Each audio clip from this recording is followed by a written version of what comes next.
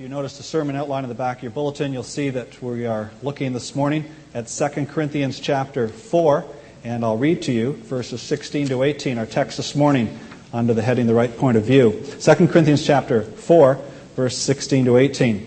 Paul the Apostle says, "Therefore we do not lose heart, but though our outer man is decaying, yet our inner man is being renewed day by day. For momentary light affliction is producing for us an eternal weight of glory far beyond all comparison, while we look not at the things which are seen, but at the things which are not seen. For the things which are seen are temporal, but the things which are not seen are eternal." It's coming up to Remembrance Day, so maybe some of you, in order to get into the spirit of the important event of remembering what has gone on before us, would be inclined to rent a war movie. Let me recommend The Great Escape, great war movie from 1963. And there's a scene in The Great Escape right at the end of the movie, which sets our theme this morning real well, I think, especially if you remember the movie. But bear with me if you didn't. At the very end of the movie, this true story about 76 airmen, prisoners of war, mostly British, who escaped through the greatest escape ever planned in World War II, are rounded up and brought back, and they're debriefing with one another in the prison camp after they have had their days of running around the countryside of Germany, distracting Germans from the war effort, which was the point of the whole thing. And it turns out, and this is a historical fact, that 50 of these prisoners of war were rounded up and taken out into a field and gunned down by the Gestapo, which is a direct violation of the Geneva Convention and against all the rules of fair play in war. And it was murder. It was cold-blooded murder. So this is what they were talking about in the prison of war camp after it was over. And the one particular fellow, played by James Garner, picture that, says to the commanding officer in retrospect, "Do you think it was worth it?" That is, was all the activity of getting the 76 men out for a few days. 3 of them made it to freedom, but most of them came back, and 50 of them were murdered in cold blood. Do you think it was worth it? And the immortal words at the end of the movie from this senior commanding officer are, "Well, that all depends on your point of view." And it does. And so do many other things. The right point of view is absolutely essential to thinking the right way about difficult things, like the slaughter of 50 good men. Next Sunday, November 14th, is the International Day of Prayer for the Persecuted Church. The International Day of Prayer for the Persecuted Church. And we will be focusing our attention next week, Lord willing, on the horrible reality of hundreds and hundreds of thousands of brothers and sisters of ours in the faith, people who love the Lord Jesus like we do, in prison or under torture or about to be executed for their faith. It's a horrible thing. So horrible that all our inclinations are to think about it very briefly, if at all, and stop thinking about it. It's one of those things, part of our world, that's just too horrible to keep thinking about. And the difficulty is that if we shut it out because it's too difficult to deal with, we won't do anything, when in fact there are some things that the Scriptures command us to do. So I'd like to prepare you for the International Day of Prayer for the Persecuted Church next Sunday by this Sunday looking with you at the right point of view. That is the way to look at Christian persecution, and for that matter, other horrible things as well. So we're in 2 Corinthians chapter 4. And just to understand the perspective of the writer, we need to read the verses previous to this. This is Paul the Apostle speaking. This is not Mike Wilkins the pastor. I feel I have no right to speak about the right point of view in regard to persecution, having never really been persecuted for my faith in any way. But Paul the Apostle has the right to speak, and his words are recorded to us as God's word. So let's look together starting in verse 8. Paul says, he means himself and other apostles like him, "We are afflicted in every way, but not crushed. We are perplexed, but not despairing. We are persecuted, but not forsaken. Struck down, but not destroyed. Always carrying about in the body the dying of Jesus, that the life of Jesus also may be manifested in our body. For we who live are constantly being delivered over to death for Jesus' sake, that the life of Jesus also may be manifested in our mortal flesh." And this, in a sense, is a listing of his credentials. Here's a man who has the right to speak about the right way to look at this horrible thing going on in the world today in places like the Sudan and China, where Christians are routinely being persecuted and even tortured for the faith. Paul the Apostle, too, was persecuted. Paul the Apostle, too, was tortured for his faith. So he has the right to speak to us, and we should listen to his words. It will help us to focus our attention rightly on some terrible things going on in the world that we must take some sort of responsibility towards. So here is what he says in our verses this morning, which will help us to maintain the right point of view about these horrible realities, and I would say other horrible realities as well. For other horrible realities suffer the same fate in our minds. If we try to get our minds around the facts of global poverty and the hundreds of thousands of children who are starving to death right now, or if we think about war, as we may on this week of Remembrance Day, or we think about the carnage of abortion as it continues in our country unchecked, we think about horrible things like the child sex industry here in the City of London, too horrible for us to keep our attention on for long, so that we don't keep our attention on these things for long, so we don't do anything. And that makes us irresponsible. So this is a very important part of the equipment of a Christian, the right point of view that allows you to focus your attention, as you must sometimes, upon terrible things, so that you can do something about these terrible things. Here's what Paul the Apostle says. We start with verse 16, where again he says, "We do not lose heart, but though our outer man is decaying, yet our inner man is being renewed day by day." And so the first step towards the right point of view, number one, is to compare the physical to the spiritual. To compare the physical to the spiritual. Now, it's a fact of life. This is how God made us. We human beings are unique in all the world. We are both physical and spiritual beings. There are creatures like us in the world, in the sense that there are animals who are entirely physical. They have gallbladders and livers and intestines like we do. They have what we have physically, but they don't have a spiritual side. There are creatures in the world made by God that are like us spiritually. There are angels and there are fallen angels, there are demons. But they're altogether spiritual. They don't have a physical side. We are right in the middle of the creation. We are physical and spiritual at the same time. This is what's unique about us as God's creatures. And we need to keep both in mind at all times in order to understand what we are seeing. Both the physical and the spiritual are significant. You can't ignore one or the other without misunderstanding what you're seeing. So if you take, say, an atheistic view, a totally materialist view of the world, and see human beings as nothing but material objects, nothing but physical objects, you'll misunderstand what you're seeing by the human race. And if you somehow neglect the physical side of life, you'll equally misunderstand what you're seeing when you look at the human race. Both are of significance. And what Paul the Apostle is pointing out in verse 16, as you compare the physical to the spiritual, is sometimes there's a huge gap between what's happening on the physical and what's happening in the spiritual. What's true of the physical, what's true of the spiritual. This is possible. It's possible that they're tightly together.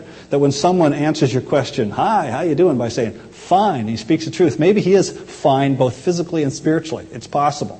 But sometimes there's a huge discrepancy between the physical and the spiritual. And we're all familiar with this possibility. Think, for example, perhaps of a godly, old man. Maybe your great-grandfather, who's a great man of God. And perhaps physically he is a wreck. He can't hear well, he can't see well, he can't chew well, he can't think well. Maybe on the physical side, he's just falling apart. But he served the Lord in his day. For decades, he served the Lord and he stored up the Scriptures in his heart. He is what you want to be if you get to live that long. So spiritually, he's doing wonderfully well. And he's ready to step right off this world into the next world. He's ready to go. So spiritually, he's in top-notch shape, though physically he's a wreck. This is sort of the picture that Paul the Apostle gives when he says, our outer man is decaying, though Paul's outer man, Paul's physical, wasn't decaying from old age as much as from being beat up constantly for his faith. The inner man, he said, is being renewed day by day. It's possible to have this great gap between the physical and the spiritual. It can work in all sorts of ways. Think about, don't think very long, but think about some typical supermodel. Think quickly. Though there she is, absolutely beautiful physically. Her whole life is dominated by the fact that she is so absolutely perfect physically that she can make a fortune just looking that good. But what's going on the inside would be a question. And maybe she's a really awful person. Maybe she's vain and arrogant. Maybe she's cruel. Maybe she's just mean-spirited. She might be a spiritual wreck while she's a physical embodiment of perfection. Now stop thinking about her and think about your own experiences, say in high school. Wasn't it true that some of the most attractive people were some of the ugliest people, and some of the least attractive people were actually the most beautiful people? And wasn't that what you learned in high school, is everybody sort of grew up to be more or less adults, and some were good people and bad people, but beautiful people and ugly people? Paul says you got to keep both in mind all the time to have the right point of view. Compare the physical to the spiritual. And he goes on with that, and we'll jump to verse 18. And he says in verse 18, we look not at the things which are seen, but at the things which are not seen. For the things which are seen are temporal, but the things which are not seen are eternal. So step 2 from verse 18 would be that we must look at the unseen rather than the seen. Look at the unseen rather than the seen. Now this, of course, is a figure of speech, because you can't literally look at the unseen, right? I mean, it's a contradiction in terms. You can't look at what you can't look at. You can't see what you can't see. But we use the word see or look figuratively to mean consider, focus your attention as if you could focus your eyes upon it. And this is, as unnatural an act as it is, a very important and necessary act for us to get the perspective right. To see that what you're looking at isn't everything about the situation that's true. There's other things that you can't see. So you mustn't size up any situation just on the basis of the things that you can see.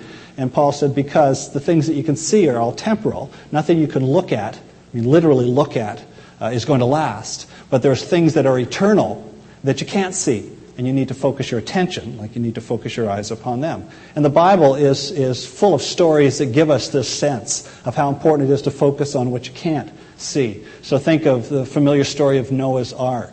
And there's this old man, and he looks like the only crazy guy in the whole world, because everyone's living their busy lives doing all the things that they're doing in the days before the flood, except there's one guy who's spending an inordinate amount of time building this great big waterproof box. He looked, if you just use your eyes, like the one guy totally clued out. But of course, he was the one guy who was preparing for the future. He was the one guy who was living properly in the days before this global catastrophe. You couldn't tell by looking, but you couldn't tell by looking at the scene what was actually going on. You had to look at the unseen. In this case, the unseen blanket of water that was about to descend upon the human population and destroy everyone who wasn't in that waterproof box. Think about David and Goliath. It looked like a hopelessly unfair fight. Here's this young guy, this young handsome man, maybe 18 or 19 years old, and then this great big giant of a guy in full armor. Looks like an unfair fight.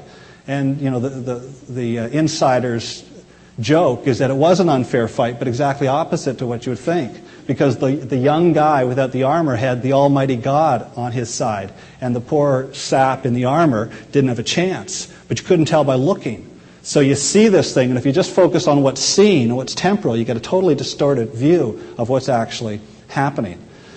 And this isn't just true of Bible stories. This is true of all of life. Think about a contemporary subject. Think about church life in London. And there's all kinds of churches, and you're fairly familiar with this one, most of you, and a little bit familiar with some others. And so you could compare and contrast, as people invariably do. And from that, you could, if you had to, make up a short list of the best churches in London. Perhaps you get to do this sometimes. People move to town. They say, should we go to church with you, or should we go to some other church? And then you give them a short list of the churches to try. And you're thinking, because you're not sadistic and trying to mislead your friends. You're thinking of the good churches. So you go over your mind, what's good about the churches in London? And if you look at just what's seen, you might get a totally wrong idea.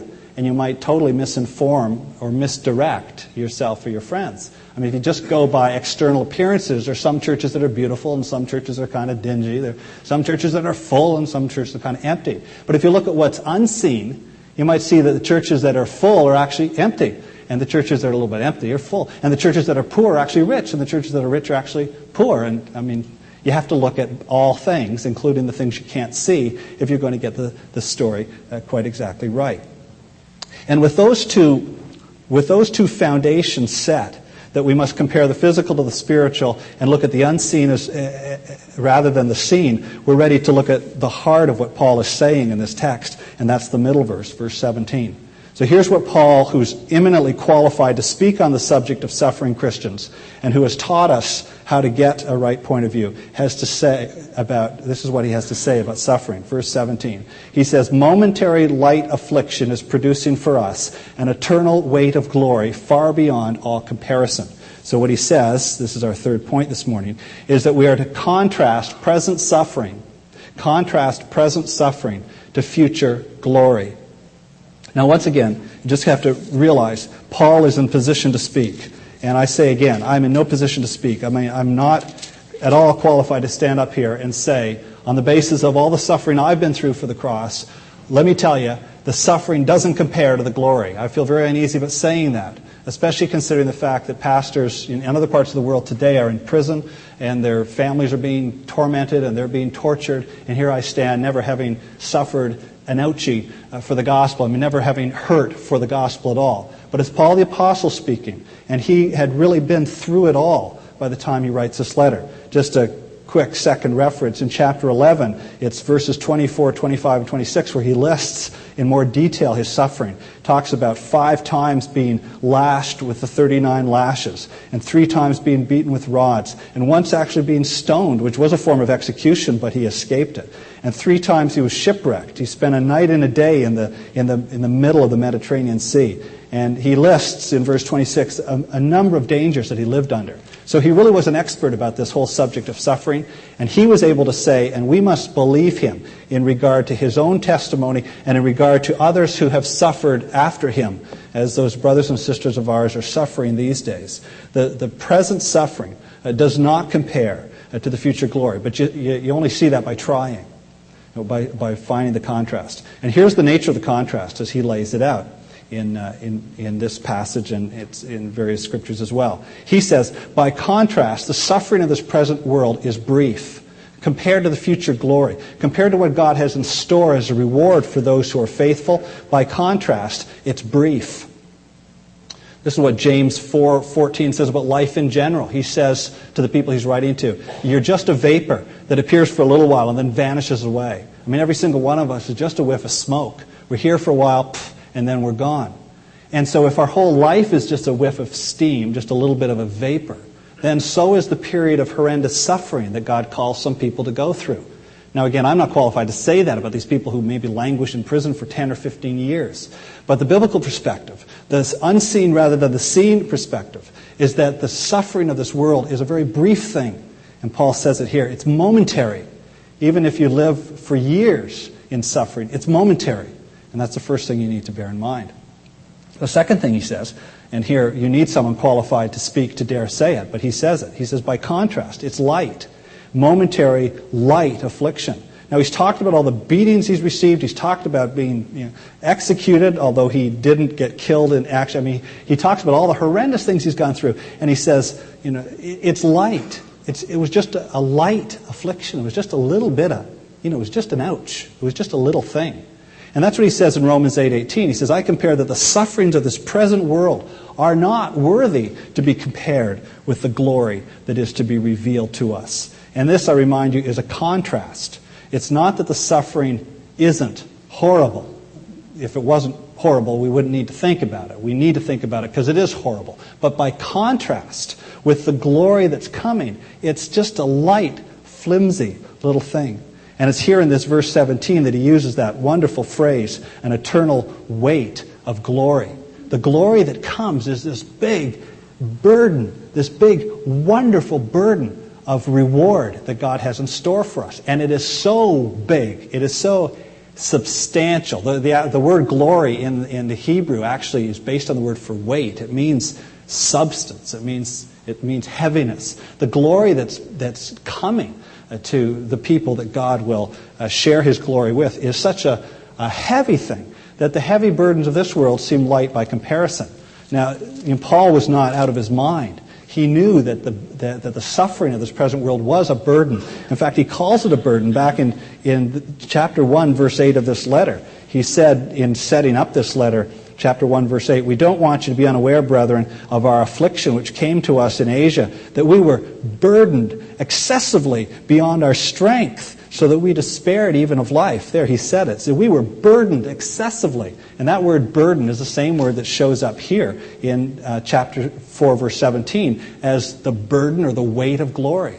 So it's not that the sufferings are light in themselves, but by contrast with what's ahead of us, it's light. You got it from the Apostle Paul. Momentary light affliction is producing for us an eternal weight of glory far beyond all comparison. Which brings us to our conclusion about this under this third point. Contrast present suffering to future glory. By contrast, it's brief. By contrast, it's light. And by contrast, it's worth it. By contrast, it's worth it. God is not mocked. What a man sows, he will reap. And God has never defaulted on any payments. If a person reaps to the Spirit, he'll reap eternal. If he sows to the Spirit, he'll reap eternal rewards spiritually. And God is faithful to see to it that every obligation, every entitled reward is paid. The writer to the Hebrews, whoever he was, spoke to persecuted people of the same generation and says in chapter 10, verse 32, "Remember the former days when after being enlightened you endured a great conflict of sufferings." These people were in it too. "You endured a great conflict of suffering, partly by being made a public spectacle through reproaches and tribulations, and partly by becoming sharers with those who were so treated. You showed sympathy to the prisoners. You accepted joyfully the seizure of your property, knowing that you have for yourselves a better possession and an abiding one. Therefore, don't throw away your confidence," the writer says. "It has a great reward." He speaks there about people joyfully accepting the seizure of their property. These are the people, the poor wretches who lost everything for the gospel. But they were to joyfully accept the seizure of their property because in losing their stuff in this world, they gained much greater stuff in the next world. So that it shouldn't have been a horror to them. It should have been actually kind of a treat to them to lose everything in this world. Only by contrast with what comes ahead. By contrast, the suffering of this present world is worth it. Now, this is not the natural way of looking at things. This is the supernatural way of looking at things. This requires faith, which, as we saw last week, is a matter of humbling yourself enough to trust God and trusting God enough to obey Him. So humility, the humility to take God at His word is required here. And trust is obviously necessary as we dare to take on behalf of suffering Christians around the world, this heavenly mindset and obedience as well. And obedience is called for because there are certain things that we must do for people who are suffering. We're not, on the basis of what we see here, to back off and say, well, then there's no real problem, is there? There's a tremendous problem. Our brothers and sisters are bleeding. Our brothers and sisters are dying for their faith. They're being cruelly tormented. Their children are being taken out in the streets in the villages of Sudan and being gunned down. Those who are not carried away to be slaves. Horrible things are going on. But we dare to focus on those things long enough to really absorb what's happening because we have, or can have, the right point of view. So the conclusion for this morning is simply this. By not losing heart, as Paul the Apostle says, he says, therefore we do not lose heart as we take the right point of view. By not losing heart, we can stand looking long enough actually to do something. If we are able to focus our attention upon the horrible things of this world and not lose heart, then we can look long enough to actually do something. And as we will see, there are some things that we should do. But meanwhile, we have this work to do in our own minds to prepare ourselves to face squarely the suffering of this present world. And we'll hear some horrible stories next week, not to rub anybody's nose in it, but we'll hear some horrible stories about some horrible things that are going on in this day and age. And it's important for us, in preparing to focus on that, to get our bearings and to realize, well, yeah, physically, in terms of outer man, in terms of the things that are seen, these people are suffering terribly. And if there's something we can do, if there's government offices that we can petition, if there's relief that we can send in any way, then by all means we should. But let's remember that on a spiritual level, in terms of the weight of glory that's being stored up for them, they are the blessed ones. Now we must help them. We mustn't slough off their suffering. But we must realize that they may in fact be the ones who are really doing well in the world today. While we who live in these luxurious places, like London, Ontario, and don't suffer for our faith at all, may be the ones who are spiritual wretches, maybe the ones who aren't doing very well at all. Perhaps they should be praying for us. And I think in fact some people in those parts of the world do pray for the poor, besotted Christians in North America. Now, it's not profitable for us to feel guilty about living here. And there's no point in us trying to develop some sense of shame at never having suffered for our faith if God has not called us to suffer for our faith. If your calling is to live out your life in London, Ontario, then you ought not to feel bad about obeying your calling.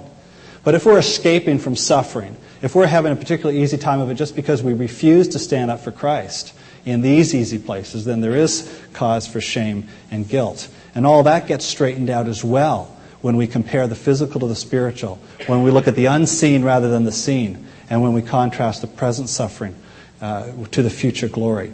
We must focus our attention upon what's going on in the world from the right point of view, and this right point of view will equip us to look at what's going on in our own lives and our present level of how well we're doing physically and spiritually. We'll be able to see it better as well as we take upon ourselves this right biblical perspective.